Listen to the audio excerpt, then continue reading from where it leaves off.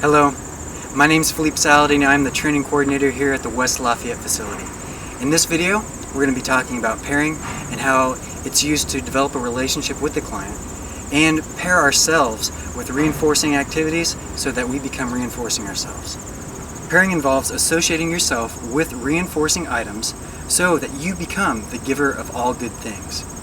The way that we do this is by seeing what the client likes, following their motivation, and giving those things to them non-contingently, without any demands placed on the client.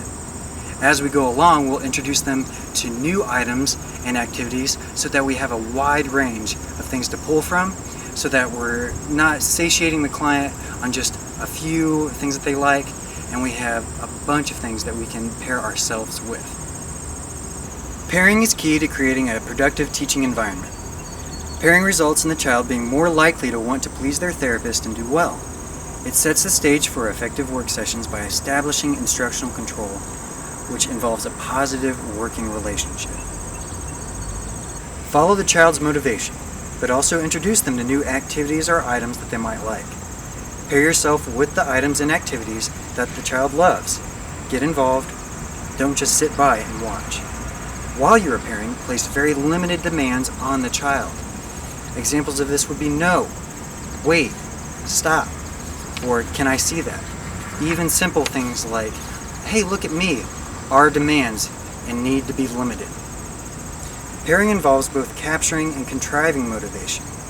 So capturing would involve seeing that the client wants something, them telling you that they want to go jump on the trampoline, pointing to a glass of water. While contriving MOs involves creating an activity that you think may be motivating to the client.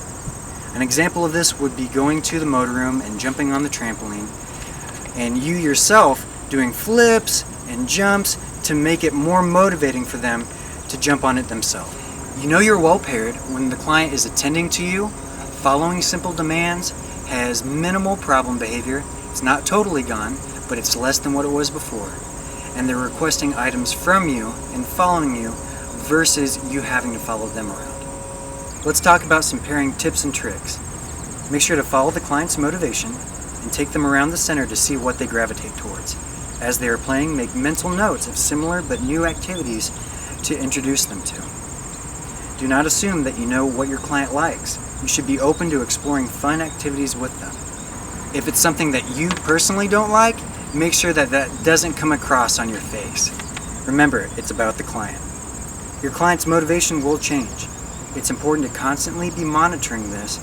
In addition, Cornerstone staff will routinely administer preference assessments to assess the client's current highest reinforcers. Make sure to get involved. Play side by side with them and narrate their play as they go through the center. As they do exhibit appropriate behavior, make sure to reinforce this with a lot of praise and reinforcement. Here's an example of pairing in therapy. You know that your client loves trains, so you take him to the train room and get overly excited about the trains. You start to play with him, narrate his play. You begin to make all the train sounds that you know of as you play with him. Once you have transitioned to a different room, the client then pulls you towards the train room. He is beginning to pair you with the trains.